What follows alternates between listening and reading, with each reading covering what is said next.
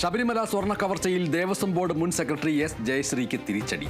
ജയശ്രീയുടെ ജാമ്യാപേക്ഷ പത്തനംതിട്ട സെഷൻസ് കോടതി തള്ളിയിരിക്കുന്നു. പ്രസാദ് MJ വിവരങ്ങൾ നൽകുന്നു.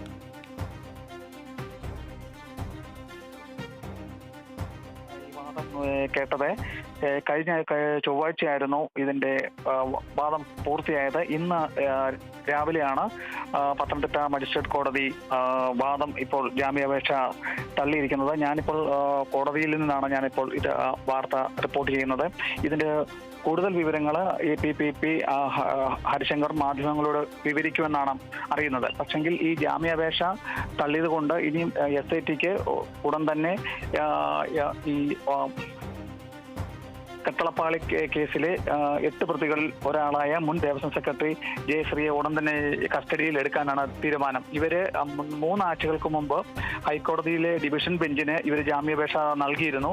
താൻ നിരപരാധിയാണെന്നും ശാരീരിക അസ്വസ്ഥ കാരണം തന്നെ ഒഴിവാക്കണമെന്നും ആവശ്യപ്പെട്ടുകൊണ്ടാണെന്ന് അന്ന് ഹൈക്കോടതിയിൽ ജാമ്യാപേക്ഷ നൽകിയത്.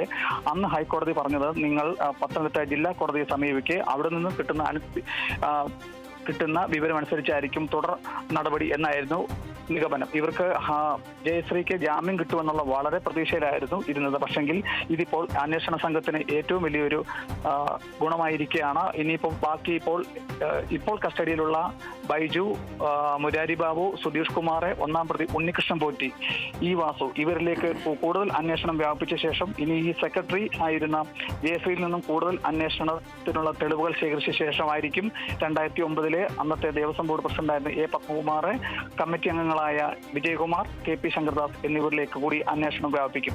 അടുത്ത ആഴ്ചയാണ് ഈ അന്വേഷണ സംഘത്തിന്റെ കാലാവധി അവസാനിക്കാനിരിക്കെ ഇന്നോ നാളെയോ ഇവരെ റിപ്പോർട്ട് ഹൈക്കോടതിയിൽ കൊടുക്കാനാണ് MS തീരുമാനം.